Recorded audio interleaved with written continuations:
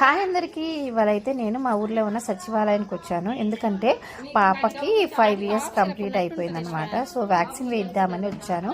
5 years ఉన్నప్పుడు ఒక vaccine వేయించాలి. సో నేను ఆల్రెడీ 1 మంత్ లేట్ అయిపోయింది. ఇప్పుడు కూడా వేయచ్చు అంటే తీసుకెళ్ళాను. సో బాడీలో పిల్లలకి ఏ టైంకి వేయాల్సిన వ్యాక్సిన్ ఆ టైంలో వేయించండి.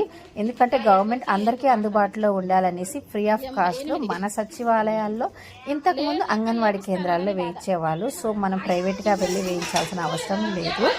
అండ్ ఇది బాడీలో రెసిస్టెన్సీ పవర్ని పెంచుతుంది. సో ఖచ్చితంగా మీకు తెలియకపోయినా ప్రాపర్గా ఏ టైంకి కనుక్కొని వేయించండి, మర్చిపోవద్దు అసలు.